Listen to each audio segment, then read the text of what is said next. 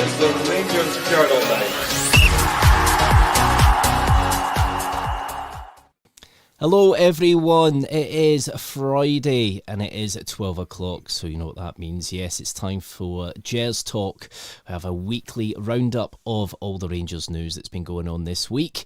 And so grab yourself a coffee, join me and Jack. How you doing, Jack? Oh. All right, have a buffer there, but back working now, so to be here. I like that there. It's like you start off slow and then you speed up like Matondo, so it's all good. It's all good. And Billy, how you doing, big man? You all right? Good, yeah. It's nice here in sunny Sweden, and I'm just hoping Jack doesn't do a Matondo and pull his hammy 5 minutes into the pod and he's off. Or at least he's managed to get on the pod, but Tondo wouldn't get that far. He'd do it beforehand. So there is that. So, yeah, if you're in the office... yeah, exactly. If you're in the office, stick your headphones on, get this on your computer, grab a coffee with your lunch break, and we'll delve into some of the things that's been going on this week. Don't forget, the podcast is sponsored by Off to the Match I Go. You get 10% off to the Match I Go with the promo code Journal10. So do visit the website. Lots of great stuff on there, and get your comments in, get your questions in. Good to see you all kind of in the comments. Good afternoon, William. Afternoon, John. It's actually afternoon, John, but then maybe where you are, maybe it's evening. And how you doing, Paul? Hope you're doing well, pal. So it's pre-season, but we are gearing towards the start of the season, and it's going to start with a bang on Tuesday, of course, when we face Panathinaikos at Ibrox. So main things to kind of go through at the minute. We'll start with the kind of highlights of the training camp. So, Jack, one thing I'll ask, obviously now we don't normally get much of an insight into the Rangers training camps or anything. Normally a lot is behind closed doors, as with most clubs, but we've had a little bit more insight this year. They did allow some of the press down to St George's Park down here in sunny England. Would you say there's been any notable standout kind of performances or anything fitness-wise that you might have noticed in some of the clips? I know it might be quite hard to tell, but anything you've noticed that might be a little bit different at the minute? Not too much in terms of fitness. I've seen a lot of the clips. I like what we're trying to do. You can see the one-touch, two-touch passing drills, which is good because we need to be faster on breaking teams down. Last year, well, for the last few years, we've been too pedestrian. Going back to Geo with the horseshoe, it's been quite prevalent over a few years. So looking to get through these teams quicker, faster passing is ideal. I noticed we're working on a lot of set pieces, both attacking and defending, which is both areas we've struggled in. So seeing us looking to improve on that is also ideal. And yeah, just finally, two players sort of stand out for different reasons. One, how involved Kieran Dowell's actually been has surprised me. Obviously played against Bruges, but then he also featured against Barnsley, whereas the likes of King and Proper, etc. didn't. So that kind of maybe suggests that Russell Martin maybe sees something the rest of them don't. And the one I've actually been pleasantly surprised with is Danilo. Of course, we've all seen the images of him looking absolutely flat out training. But in the game against Barnsley, he's got his goal. And then obviously prepared behind closed doors against Dunfermline, a goal and 3 assists, which is what you're wanting from him. I mean, we paid €6 million, £6 million for the guy, so you're wanting him to come good. And I think when he has been up to full speed, he has looked like a good player. You remember when Clement first came in, he got that late goal against Hearts. That's a great goal as well. Had a good spell then. He also had a spell around Christmas time last year. He got the goal in the cup final. He also scored against Celtic at Ibrox. So you can see there is a player there. And the issue hasn't just been injuries. It's been when he's came back, it's taken him a while to get back up to full speed. So we've not seen the best of him. But I think get a full pre-season behind him. We may have an option there. I'm not saying he's going to be a number one striker, but it'll be a better option than we've had the last few years. And I have been impressed with what I've seen from the Brazilian this pre-season. Yeah, definitely. Billy, would you agree there? Do you think Danilo is going to become a main focus now within the squad? He's actually finally had a pre-season behind him. He doesn't seem to have any injury worries. He's had his knee tidied up. Do you think he's going to be a major striker for us this season? I think at this stage of the season, it's far too early to say for a variety of reasons. I think Russell Martin's in that phase where he's making do and mending. You know, the very fact that we've got Kieran Dowell looking like not integral, but like it's certainly a part of the plan for the next 2 or 3 games. I think it's funny. I agree with what Jack was saying. You know, we've all had a look at Kieran Dowell, and he just isn't Rangers standard. I think the very fact that he's done quite well going down to the first division shows his level. I think Russell Martin's looked at Kieran Dowell and gone, he's got a left foot, you know, and that, you know, I think at this stage you want players who are not overcomplicated with stuff that maybe they can bed in through the system through the season. So I think just having him in that so almost like a twin 10 role, the way we played against Dunfermline, I think he's in for a couple of games. And similar with Danilo, I don't think you could plan to build the team around Danilo, because he may come in and finally all the bad luck's behind him, but it's been quite a lot of bad luck. Admittedly, he got that horrendous facial injury being brave and scoring a goal. So, you know, you can't possibly criticise him for that. But I think it's far too early to say that he would actually be the man going through the season. I think Igaman and Dessers are featuring less or not at all, because basically they're in the shop window and the 49ers don't want to break the china. So I think from that point of view, I don't think you can read too much into it.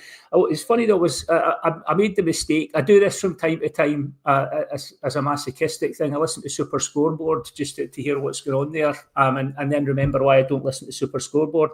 We had a Rangers fan ringing in to say, what are we doing going with a third choice striker? And I started going, oh, here's the third choice striker. You know, wait a minute, he's a £5.6 million striker. That's what he is. If we can get him fit and up and running for the season, great. You know, that would be ideal. Is he fit just now for the next 2 or 3 games? Because I think that's really what Russell Martin's looking at. I think it's far too early to say who's going to be here, who's not going to be here, and who he's going to build a side round, because it just seems like we've got the trigger ready to pull on whether it's Turgeman or someone else once we get some money in for Igaman or Dessers. So I think Danilo's going to have a lot of competition. I'm delighted for the guy. He seems like a lovely guy. He seems like a real trier. I'm delighted that he's looking fit and he's scoring goals. What was it? 1 goal and 3 assists in the Dunfermline game. So if he's in that form just now, I'll have that and worry about where he is in a month's time. But when we see what the squad is, when we see who we've sold and who we've brought in, but I'm very happy for him, and I'm happy we've got a striker. You know, people are maybe less excited. I'm looking ahead and going, well, we played our striker in the last game and he scored and set up 3. You know, if you take the name out, if that was Igaman or Dessers, we'd be quite thrilled. So no, I'm very encouraged given where we are in the season. I'm just happy we've got a striker who looks on it. Yeah, do you know what? This is the thing, and there's a question coming here from Jamie. So, worried about our firepower and chances getting missed or not even created. The rest of the team, I think, is decent. It does seem at the minute, Jack, that we need a bit of a chain reaction before we are bringing players in an attacking sense. Is it just a matter of ironing out things with Igaman's transfer? Obviously, personal terms are agreed. It sounds like the club, I think today, I don't think that £15 million valuation has been met yet, despite some of the stories we've seen with some of the quotes of the money that's been offered. It sounds like it hasn't been met yet. And of course, Dessers does seem out of the picture. Could we be in a bit of a tricky situation going into Tuesday with essentially, very limited options up front? Yes and no. In terms of the 2 boys, Igaman and Dessers, as it goes on, I'm more expecting just one to leave now, whereas this time last week, I was thinking, right, both are going. I think just the closer you get to the start of the season, it's kind of getting to a point where these clubs are going to go into other targets. I believe Lille have already signed another striker, which makes me think they may be dropping their interest in Igaman. Dessers, I still think will go. I think he's at that age where you really need to cash in now, whereas with Igaman, you can hold it off and probably get more money next summer.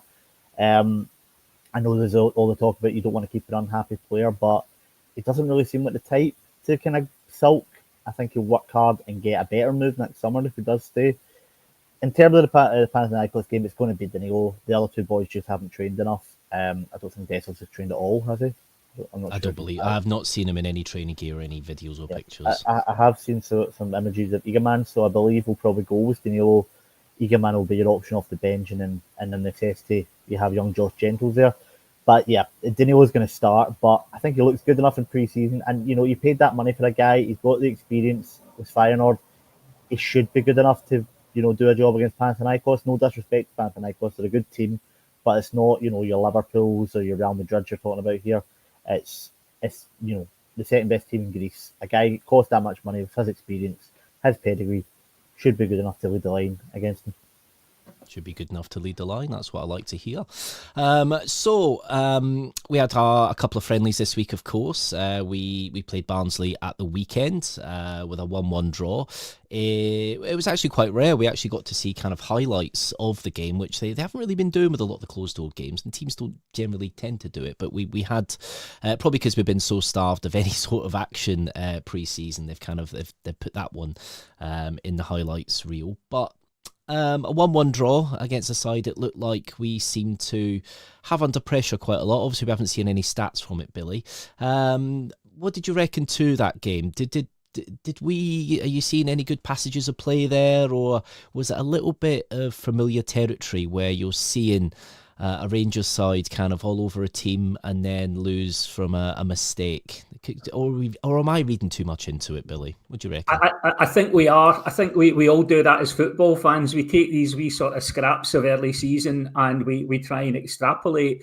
For me, I found it slightly brain melting watching from the camera angle they had, because it's like watching your kids' team or something. So you're kind of going, where's he and who's behind there, and like what's the setup?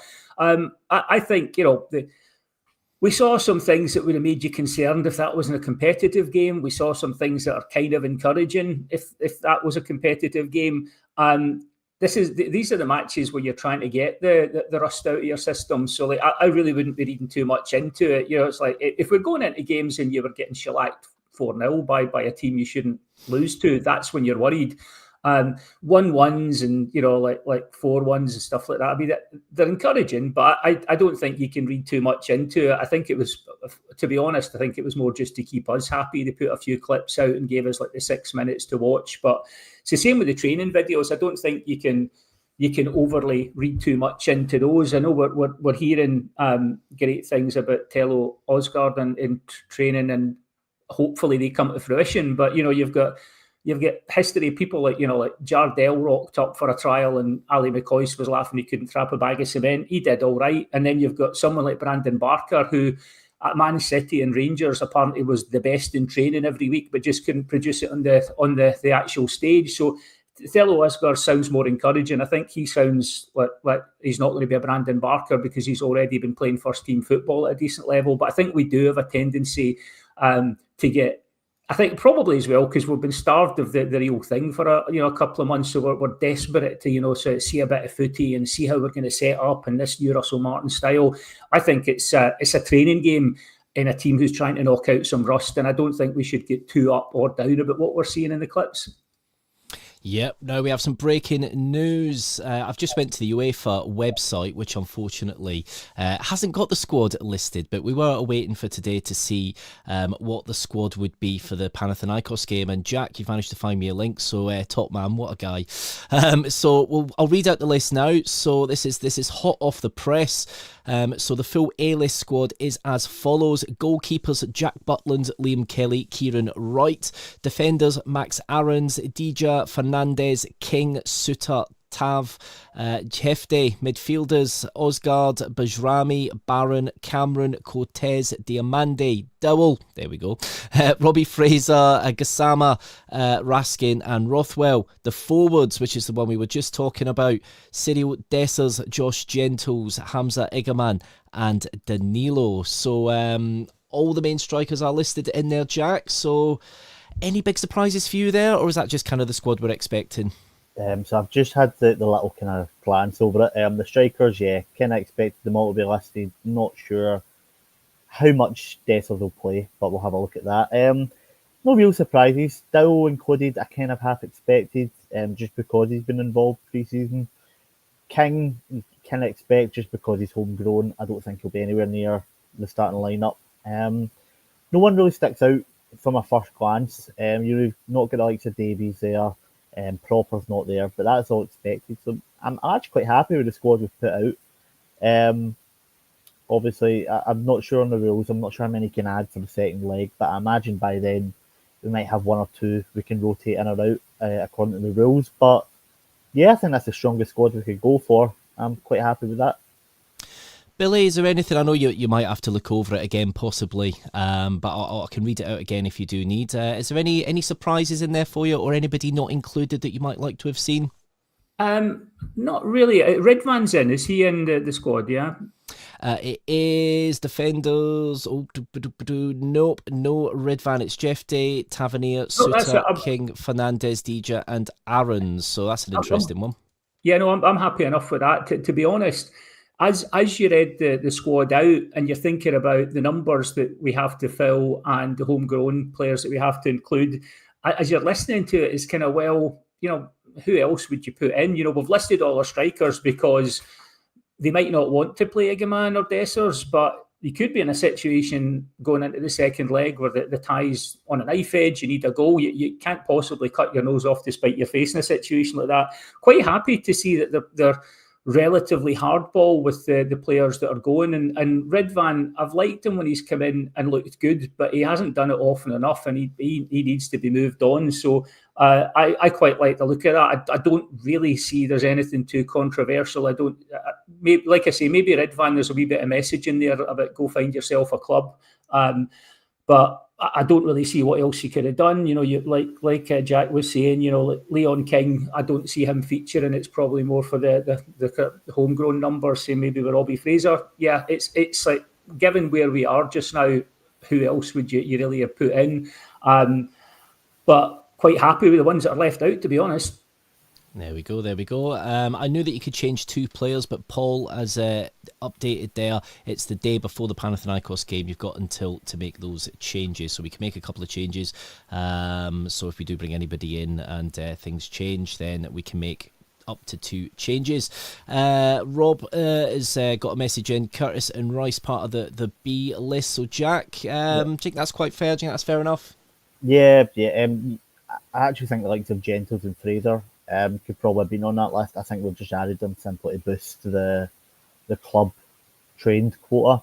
On Redvan, I'll just touch on that. So from what I understand, since we came back from St George's, the squad's kind of been split in training. You've got your main squad, and then there's a few that have been told they can go training separately. So that's your Davies, Proper, Enciala, trying to think, Cifuentes. So I know Yilmaz has an injury but what I'm led to believe, he's been told he can go, but I don't think that's something we're going to allow until we get a replacement in. But you've seen with Aarons playing ahead of him that he's probably even down the pecking order at left back behind him with an option. So it's not really surprising, but once he returns to fitness, I imagine we're going to look to get what we can back from him. But yeah, on the B team list, you don't really take too much notice of it. It's mostly young boys. If you can get away with having a few first team players on there, great. But we're in a situation now where we don't have enough homegrown players, so we need to actually do it the other way. Have some B team guys in the main squad just to fill it out. But yeah, don't read too much into it. The guys will probably make up the bench other than the likes of Rice, I'd imagine. Maybe get a start. Yeah, definitely. One, not necessarily a surprise, but Osgaard obviously is included in the squad. There was a lot of rumours in the week circulating that he picked up a serious, I'll use the bunny ears here, serious injury against Neil Lennon's Dunfermline. Of course, in a friendly game, that was going to happen, wasn't it?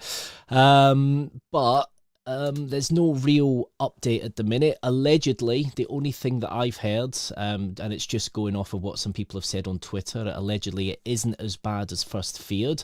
So I guess there is a possibility that he could feature on Tuesday, but it's one of these at the minute. It might be a bit touch and go. However, he did hobble off the park in that 4-1 win. Billy, is it a concern, would you think, at the minute? Obviously, he's been, like you said earlier, he's been, one of the players that's been really hotly tipped in training. Did quite well against Dunfermline, but unfortunately did hobble off. I know it's a little bit of if, what's, buts and maybes, but do you think that he'll be a big miss if he does miss the game on Tuesday? Again, we are, we're kind of trying to look into the future and see what he's going to do. And we are hearing, like through Andy Halliday and people like inside Ibrox that he's impressed in training. Like I say, that I don't tend to get overexcited. It's good. It's good to hear that someone's is showing up in training and that he's got the right attitude and he's impressing.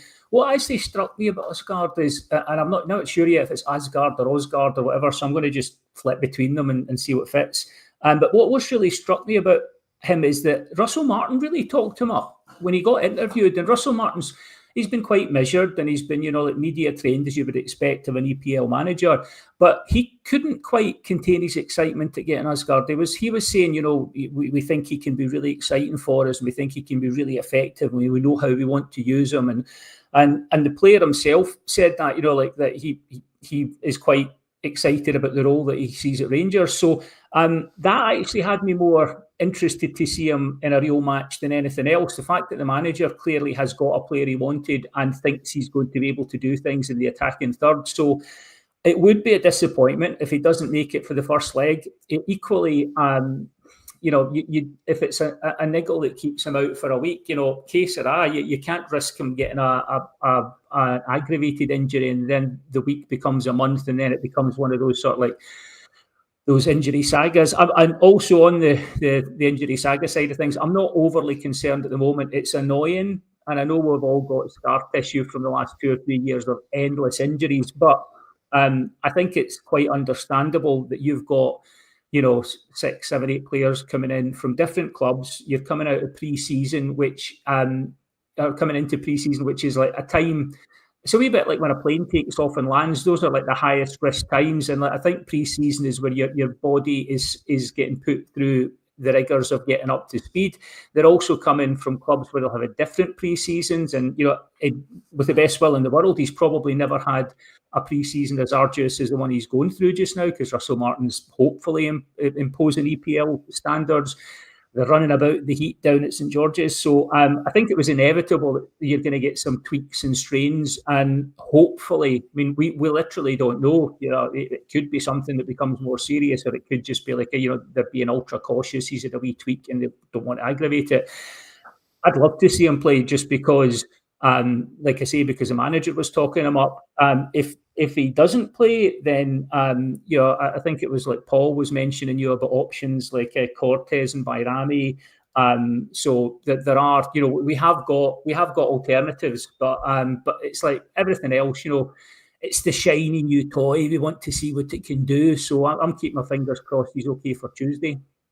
Do you know what? You're totally right. The way Martin was talking about him reminded me of the way that Clermont and Coppin were talking about getting Egerman. That they had to get him there and then, or they knew that they had a diamond there. I feel the same way a little bit with Gassama as well. Good question here, actually. Well, good comment here. He'll be a miss, especially because Gassama can't be ready.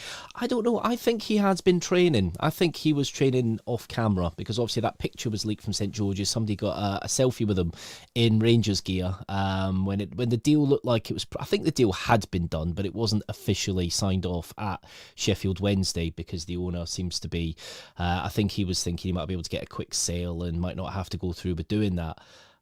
So obviously he kind of was stalling things. So I think obviously when the cameras were there, they wouldn't have had him training, but I think he has been training and doing some things down at St George's. Jack, would it be too early for him for Tuesday, would you think? No, I'm not sure if he was training, because correct me if I'm wrong, I think Sheffield Wednesday were at St George's as well. Yeah. But I imagine he's probably been in about the group. I know he definitely has been training since Monday, so he's got at least a week for the team, and then he'll have obviously another session before the game on Tuesday. So I imagine that's more than enough time to get up to speed. He's already done his pre-season with Wednesday. A week or so, got sort of used to his teammates. Not sure if we'll see him start. I've still got a bad feeling we're going to see Kieran Dowell start. I don't know what it is. I just think with the pre-season lineups, that's what we're looking at. Maybe he'll get an hour and then Gassama will come on. But yeah, I don't know. I might just be being sceptical, but I've got a feeling Kieran Dowell is going to start ahead of him, just because of how soon it's been. I don't think you're wrong, actually. Double, like you said earlier, does seem to have really impressed Martin. Now, it could be the fact that Dowell has had a bit of time to actually play regularly at Birmingham. Yes, it's a different league, it's a different thing, but there are some pressures there, especially when you are looking to secure a title and get promotion. There was some elements of Dowell that I have liked. There was only one game that I ever saw Dowell actually look quite good, and I'm not trying to be disrespectful. It's sometimes just things don't fall into place at the right time for some players. At Norwich, he seemed like quite a useful, kind of utility player at times, and you thought he'd be somebody handy to have around. And I remember when he came on at Parkhead in an Old Firm, I think we were 2-0 down. We got it back to 2-1. And he was really good at just taking a ball and driving forward, and being a bit more direct than some of the other players. But I still say this, and I say this all the time, people are sick of me saying it, but he got to the edge of the box in the last minute. All he had to do was square it to Tav, who was running in unmarked, and it would have been the equaliser, and he just decided to go for the shot and balloon it over the bar. So I don't hold grudges, but I've never forgiven him, clearly. But yeah. There was a short period, I think it might have still been under... I believe it was under Clermont at the end, halfway through his first season. There was a game at Motherwell where he came in out of the cold. I think he actually scored and he was brilliant. And then there was a game against Celtic not long after. It's the one we all remember where Dessers got through on goal and didn't take the shot. There was a period then where it looked like he could come good. He got a goal against Livingston as well, which was a cracker. But it just seemed, when the team went off a cliff that season, he seemed to go down. And while some did recover, he never did. But yeah, there have been signs of life, but I just don't know. I think it's too far gone with support. I think it's one of these ones where if he has one bad game, he could have 5 good games, but that one bad game is just going to turn everyone again. And I think it's better for him and for us for him to go, but we'll see what happens. Yeah, no, definitely. I think sometimes it takes a long time to build up a good reputation, but it takes 5 seconds to undo it. And I think when you're too far gone, sometimes it is probably better just to head to pastures new. Billy, do you think that Dowell has been affected by everything that's been going on at the club, in the background, the kind of revolving door of management? Do you think that might have stifled him a little bit, or is it just a case of it really just isn't working for him at Ibrox? I think it's funny. I had to laugh when you went like, "I don't hold a grudge." Do we ever? It's like we can probably all remember misplaced passes from like 25 years ago. Definitely. It's impossible to know what's going inside a player's head in terms of psychology, etc. I just think with Dowell, it's levels. When you see him go down a couple of levels, he looks a better player. You're talking about some of his highlights here, and I remember watching. I can't remember the game, but there was a game he played last season, and the bit of skill. It was like one of those training ground moves. A bit of skill where he did the double drag over, spun round, and chipped in this immaculate pass in behind the defence, and it's like, the hell did that come from? Yeah, no, and it's like. Genuinely breathtaking piece of skill, and you're thinking if you could do that on a semi-regular basis, you'd be in the side. But that's levels. The game is maybe too fast up here. The challenge, with playing for Rangers and the way everyone races their game, that 10% every week. And yeah, he's had the turnover, but I'd almost say that the reverse of it being something he can use as an excuse. I feel like he's actually had a few chances, with changes in management, etc., where, to be honest, he was on the fringe or out the picture, and he's worked his way back in each time and then just not held down a first-team place. So it's almost the same thing. Managers look at him and they go, okay, right, you'll do a job. Can I get any more out of him? Nah. And then he just becomes a fringe player. So I do think if he plays on Tuesday, it's literally, just trying to put a square peg in a square hole. It might not be the right size of square peg or a very good square peg, but at least early in the season where you don't want people playing on the wrong foot or second guessing or not knowing the system, he might be in Russell Martin's estimation, he might be the low risk option, I suppose you would say. Just to chip in with a couple of things in the comments, I don't think Aldo's been getting a wee bit of grief for been maybe saying that we're not ready for the Champions League. I don't think you're being overly negative there at the moment, Aldo. So that's obviously a discussion for another time. I think I would agree with what Paul McGorrigle was saying. Is that Kieran Dill doesn't work hard enough. The one thing I've been dying to chip in with, apparently, I think Dale Smith said right at the start that he feels like he's 10 pints in, looking at the background behind Jack and me. Is it possible you're 10 pints in, Dale? Hey, it's 5 o'clock somewhere and it is Friday, so I can't blame him if he is. And especially when you see Dill announcing that squad lineup, maybe that's what's done it. But yeah, definitely. It was a good comment that came in. I think it was from AJ. I'll just see if I can find it. I don't think, or maybe it wasn't. There's lots of great comments coming in, guys. So don't forget to like and subscribe. Smash that like button, and do subscribe to the Rangers Journal for more quality content. Oh, I can't see it here. Here we go. It's actually Scott B put it in. It was Dowell, if anything's, better in the attacking area, not in midfield. I think that's what happened in that Old Firm game when he came on, because I think we were throwing caution to the wind a little bit, being behind. So yeah, he still didn't make the right decision though in the last seconds of an Old Firm game. He went for the glory, and yes, he's not on the Christmas card list. Oh no, don't.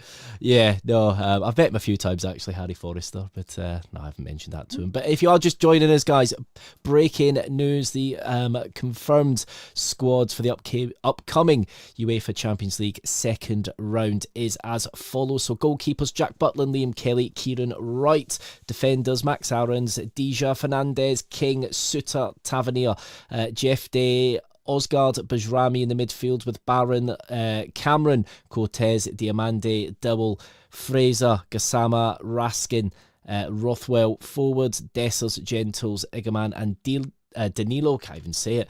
And there is obviously a B team list as well, and players can move from that B team into the A team list if needs be. We can make 2 changes up to the night before the game, so if we do sign anybody in the week, then that is always possible. So let's get back to this week. So this is the Gers Talk Rangers news show, and we're going through, we've just been talking about the training camp, we've been talking about our friendlies, and the possibility of Osgard. Is he fit? Will he be fit? Well, he is listed in the squad, so he's definitely not out long term, that's for sure. Now, we've spoke about squad depth. We can't really... We can talk a little bit about Russell Martin's tactical vision, but I'll be honest, it's kind of a bit of an unknown at the minute. His cards are close to his chest, which is understandable. This will be quite handy going into Panathinaikos, because at least they won't know what to expect. And neither do we, which is good. There are some rumoured transfer links. One that has came out today, this morning, which has come. I don't think it was a Portuguese paper. I think it was a Spanish paper. Mucho Deporte has linked Raskin, which is on a short list of several players that Real Betis have got on their radar. Following, I think it was it Cardoso that left, and was it Carvalho, who's been there a while. So they have left, and could Raskin replace him? Jack, could you see a club like Betis being, somewhere that Raskin could go? And is this the right time, do you think? If you get a good £20 million bid, do you let him go? Yeah, I've been asked about this on shows all summer. I think with Raskin, Igaman 1's going to go. And if Raskin doesn't sign a new deal, it should be him. Because we're not going to get the same amount of money next summer where you're left in his deal, no matter how good a World Cup he has. So if Raskin signs a new deal, you build a team around him for the next year or however long he's here. If he doesn't, now or January, you've got to sell, and I'd rather it be the summer so we can rebuild ahead of the season than letting him go mid-season. So Betis, I'm not sure that. I mean, you mentioned if there's a few guys going, would they be spending 20 million on a single player? Is that sort of their usual? Yeah, it's one of these, isn't it? It's normally these kind of links. Sometimes you don't know how much truth's in it, but it has originated from either there or Spain. I think it is Spain. It's originated from. So it's not as if it's come from here. It's not exactly agent talk, but it's a link in itself, and he has been linked with several clubs.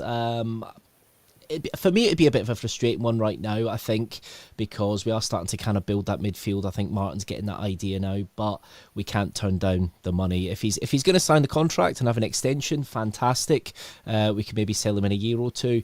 But realistically, if he's not, then we do have to cash in, and that hurts me to say it because we just don't cash in enough on our top quality assets, and that is a reality. Another player that has been linked this week, Billy, unbelievably, is a former Rangers player. Well, there's actually two that have been linked, but I'll go for the first one. A young Yanis Hadji has been linked with a potential shock return to Ibrox. Well, the Herald has reported that Georgie Hadji has ruled that out. So definitely a bit of paper talk there, Billy. Would you have welcomed Yanis back to Ibrox after we've just let him go? I would absolutely 100% welcome Yanis Hadji back to Ibrox. Not in the squad, not as a player. He's a lovely guy, and he did a job for us, but he's a step back the way. I've always had the same feeling watching Yanis Hadji. He's like one maybe component away from being absolutely top class, and it's that sort of, it's the speed of movement or the explosivity that he sort of lacks, because he does, he creates goals where other people wouldn't create them, and he does things other people can't do, and you can see his brain's working at a level above.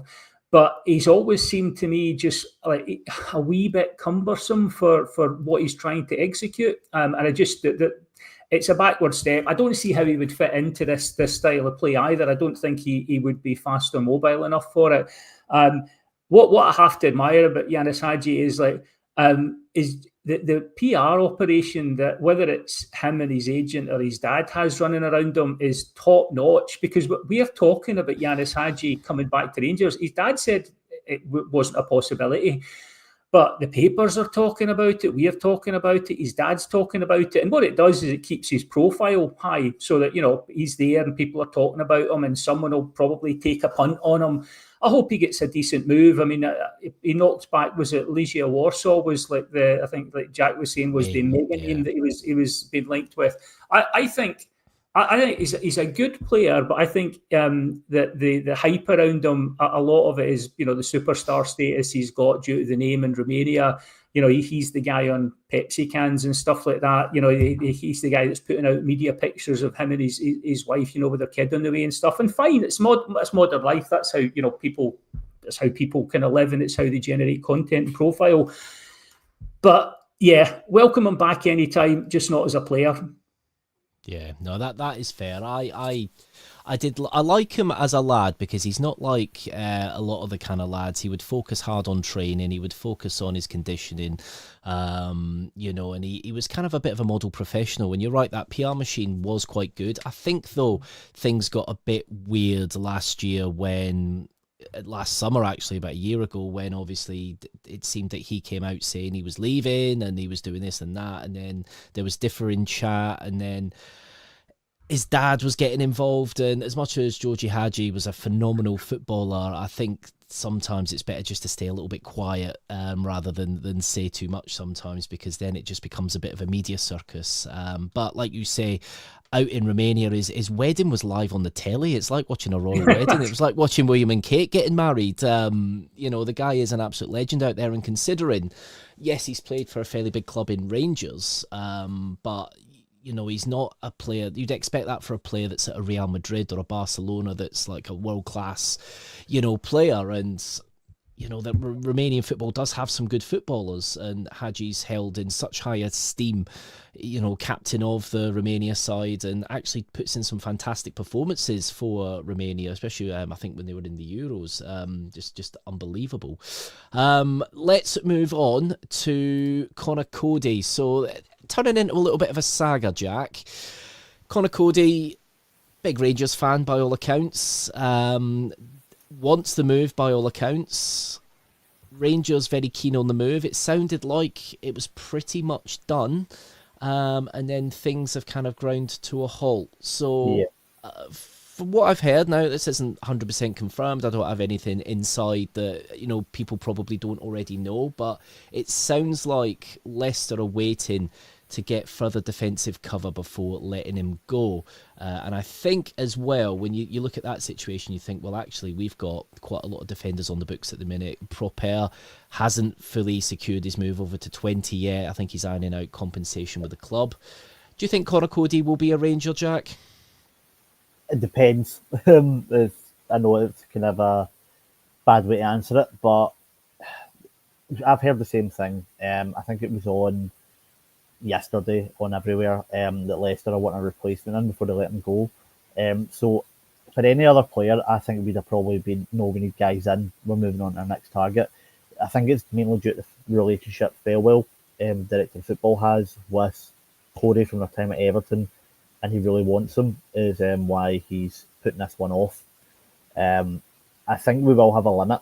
I don't see it being too far after this game on Tuesday, but I think we'll stay in this one for the near future until it becomes sort of an untenable timeline. Hopefully Leicester can get someone in, let Cody go, and that's the end of it pretty quickly, but I think that would be all too easy for Rangers, wouldn't it? Proper as well. He's getting a lot of abuse online, but I think this is a pretty standard thing when you're leaving a club and you're taking a lower contract. I know someone that works at Rangers, and he says Proper's, he's a quiet guy, family guy, never causes a bit of trouble. He's a nice guy from all accounts. I think this is mainly him and his agent just trying to get the best deal for him and his family, which I can't really begrudge. If he was asking for his full contract paid up, yes, but I think what he's looking for is us to make up a bit of the difference, because he's leaving us, we're getting some money, he's taking a wage cut, just to kind of make it beneficial for all parties, and I don't really hold that against him. I mean, we're Rangers fans, we wouldn't take money off the club, but this is a guy coming from abroad, he's got no real ties to the club, so I don't really hold it against him. But yeah, it's a pretty standard thing in football these days. I think it just doesn't come out, but this one has. Yeah, it's one of these, isn't it? Time will tell, I guess. But yeah, for Propel, he's not doing anything wrong. If I was in a job, let's say in IT, and I've got a contract, and then they say, actually, we don't want you anymore, we're going to send you to this other company for a fraction of the pay, you would be looking for some sort of compensation package. Now, I don't think Propel's asking for his full wage. I don't think it's anything like that, and just sadly, he's just not suited to the Scottish game. He was fairly okay in Europe. A lot of stuff online about him being the worst Ranger ever. No, I've seen plenty of worse in our time. I've seen players that's not even managed to put on the shirt and actually get a start in the team that have been brought in and stuff. So, there's definitely worse out there. But yeah, if he leaves with our best wishes. If we can get the money back that we paid for him, then fine. I wasn't against the signing at the time. You know what? You look at the club he was at. They finished third in the league, the best defensive record in the league. He was meeting a lot of kind of metrics, but I think sometimes when it comes to certain footballers, I think it's not as easy to port over players from the Dutch league necessarily, depending on who they are and what their talents are and attributes, to the Scottish game. I think, we've seen it before. A lot of players coming up from England really do struggle with the physicality of Scottish football, and it's not a new thing. So, yeah, so I did mention there's obviously two former players linked with the club. Obviously, one was Hadji, who we've spoken about, which does seem to be quashed. I don't think there's anything happening there. But, right, Billy, you know what I'm going to say, don't you? I'm not saying it. I'm not for it. Oh, see, we've got a bit of... this is going to be a battle now. So I'll come to you in a sec, actually, Jack, after Billy. So, Billy, Josh Windass. He has had his contract torn up due to basically Sheffield Wednesday not meeting the contractual obligations of actually paying him, because that club is sadly going through an absolute mess of a situation at the minute with the owner. But would you take Josh Windass on a free transfer? Hell no, and I know we don't do swearing on here, so I had to check if the term bell end is actually a swear word, and I'm reliably informed. I'll allow it. And I someone was talking about Josh Windass being an open goal, and it seemed like he hadn't changed. So I went and had a look at it, and he was just like a neb when he was here. He shushing the fans and kind of like clearly thinking he was better than he was, falling out with Gerrard. And he was on open goal, and he tells the story of he's now the older pro, so the manager asking him to go and speak to a kid who's 18 or 19 and hadn't been running enough in matches. He names the kid, he gives all the details of the conversation. Oh, I went up and said, you're never doing over 9K, and the kid went, well, Messi doesn't run around. So he's basically been asked to go and give advice to a younger player. He's done a crap job at it, and then he's named and shamed him on a podcast that could actually materially damage that guy's reputation and career. As a senior pro, is that the kind of guy, never mind his footballing ability, is that the kind of guy you want in the dressing room? I don't think so. His stats, if you did a blind look at his stats for Sheffield Wednesday, they're all right. It was about 45 goals in about 153 games. So you'd look at that and you'd go, okay. Now, not for me. In terms of culture, Windass banter years, Dado Perso's Blue Boots is saying, no, that gives me the fear. I hope that, it has to be newspaper talk. Please, God, it has to be newspaper talk. Yeah. Unbelievably, our WhatsApp group, there's been a lot of people very positive. I won't name names. I won't do a Windass, but names. These people need to be named and shamed. Put in the town stocks and tomatoes thrown at them. I would say eggs, but not eggs, but omelettes. Because he doesn't like eggs. But oh, God. Do you know what though? Don't get me wrong, right? I'm not. I won't necessarily, take the mick out of some things that some people say, because you know what, he might not be able to help that he might have not been fully educated in something. Obviously, it depends. You don't know everything, but yeah, just the way he has been on some podcasts. Personally, I think that I have met him once. It was a very brief conversation in a different capacity, but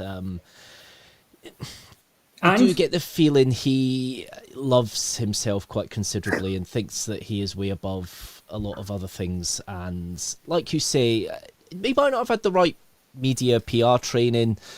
You wouldn't name a player like that. If you've got a story about a player, you don't say their name. You say you spoke to somebody and you did this, you did that, and you're right, you don't. And that's probably where maybe PR training comes in.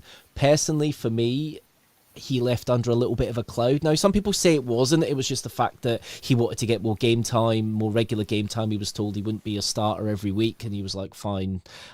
Fair enough. I can kind of understand that. But it doesn't seem that was the case. I think he just expected to start. Jack, sorry, I kept you waiting there a little bit. Josh Windass, aye or no, or maybe? So it's a longer answer than that. I just want to say, first of all, for the Sheffield Wednesday fans, we know what they're going through, so I don't really want to... Horrific. Yeah, want to put best wishes out there. But I think the thing with Windass is, he's thicker than a bowl of 3-day-old, porridge. He's no the brightest. But I think if you look at him as a player, I think if you took the name away and looked at his contributions, his stats over the last few years at Sheffield Wednesday, coming in to be a backup, well, not a backup option, a rotation option, you'd be like on a free, you'd be like, yeah, if you took the name away and the personality away, you probably would.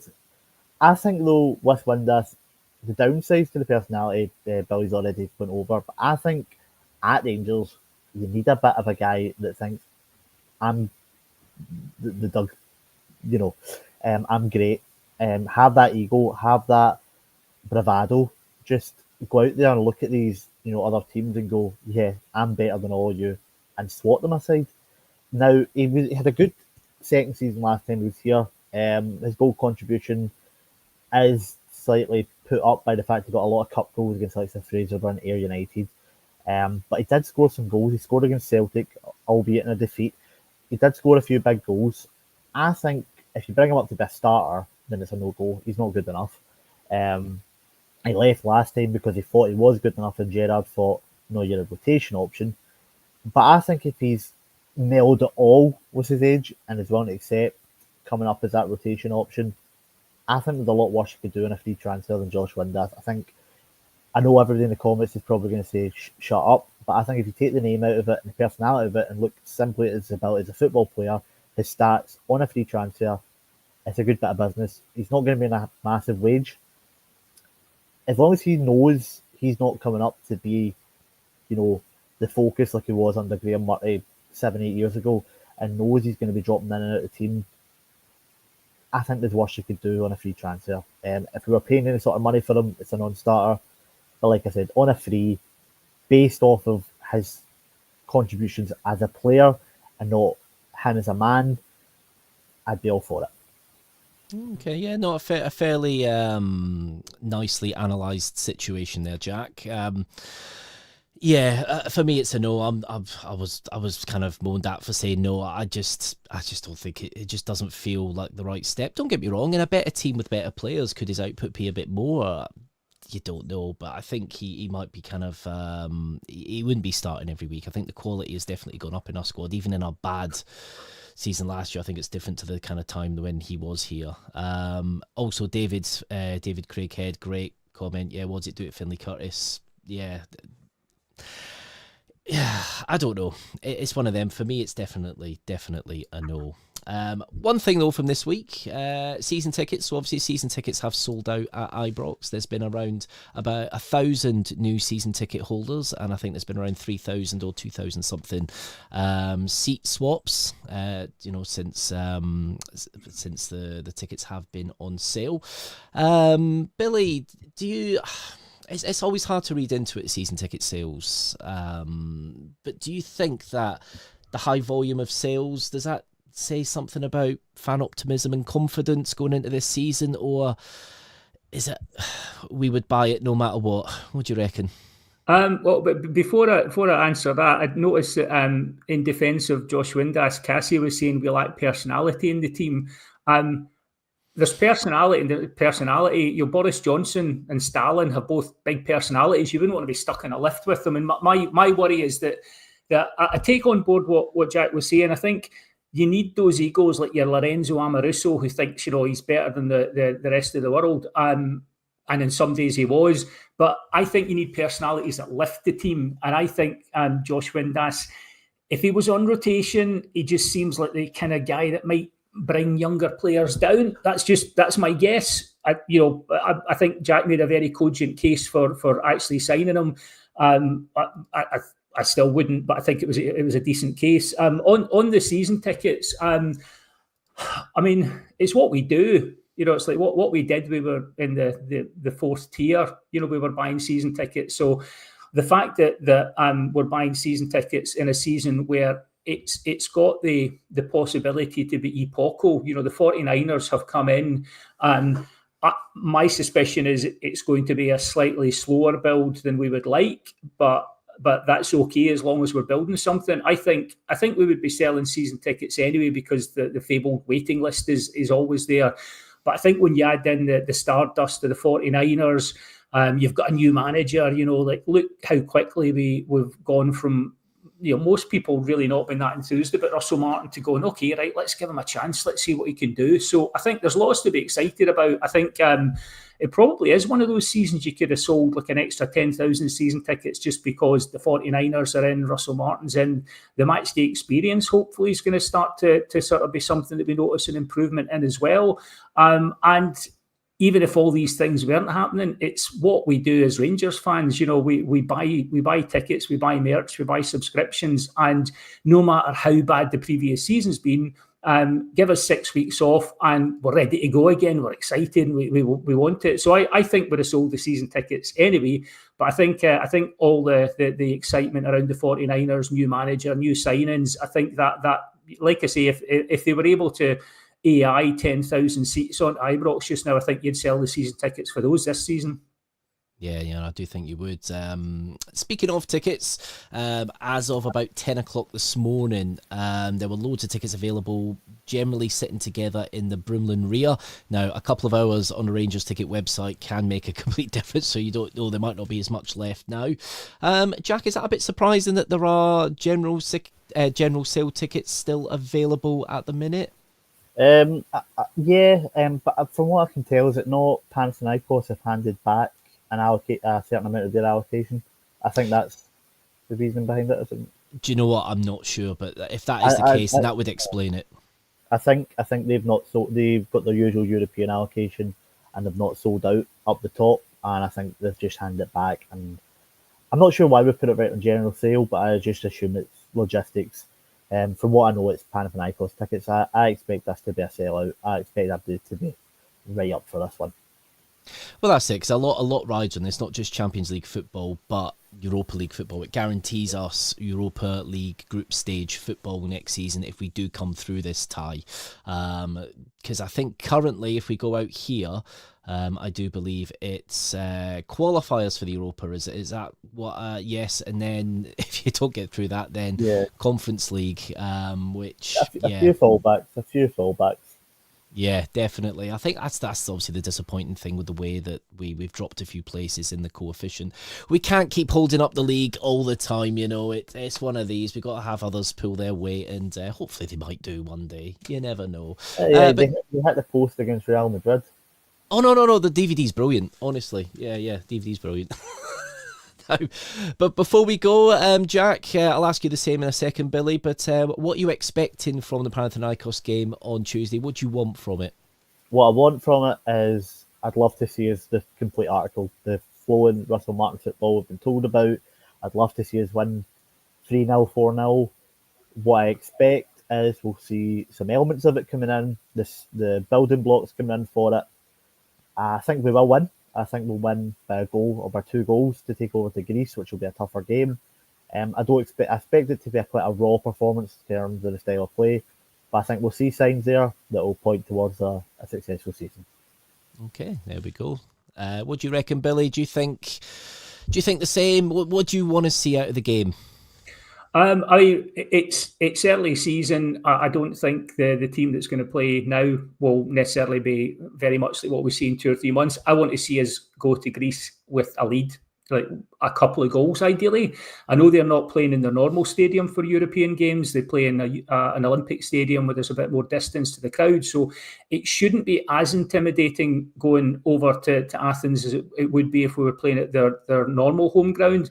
But I honestly, at this stage, I don't care how we get the victory. I think if we go over there with a lead, that'd be good. If we could make it a couple of goals, have a wee bit of breathing space, I'd be very happy with that. And to be honest, it'd be nice to see those sort of like automations and connections building in the field. But at this stage of the season, I'm just hoping that they're rusty, we're rusty. We go with a couple of goals of a lead, and I'll take it. At this stage, I don't care how we get through. I just get through and guarantee group stage football. Yeah, no, definitely. That's the way I feel. I think the reality is, obviously, Rome wasn't built in a day, and it might take a bit of time for things to work. Luckily, we haven't been hearing anything from Russell Martin like, we heard from Clement that, you'll see the real Rangers in, end of September, October, then it went October, November, and then we saw a glimpse of it, and then it completely collapsed. So luckily, we haven't had any timestamp dates as of yet. But so the Rangers Journal got more podcasts coming over the weekend into next week, and a lot of pre-match build-up. We're looking forward to having football back, and it's a huge game for it. But that's just about all we got time for today on this Rangers Journal Gers Talk Rangers News Show. Don't forget to like and subscribe. There's lots of people watching, lots of people commenting. Thank you ever so much. Make sure you like and subscribe to the Rangers Journal on YouTube. Turn the bell notification on, and you'll be notified anytime we go live, because sometimes we do some impromptu pods, especially if we've signed a player or if something's happened, and we tend to go live with some breaking news. So don't miss any of it. But I'd just like to thank Jack. Jack, thank you. Thank you. There we go. And Billy, thank you ever so much as well. Absolute pleasure. There we go. And don't forget, you can like and subscribe to the Ironbox channel as well. The Ironbox channel podcast is on the Rangers Journal. That is the home of the Ironbox channel podcast. You can follow me on Twitter for my rantings, ramblings and ravings. I'm also weirdly on TikTok and everything else. So you can follow me on there as well. And of course, the Rangers Journal is on across all socials as well. So every night is indeed a Rangers Journal night or afternoon. Take care all. See you later.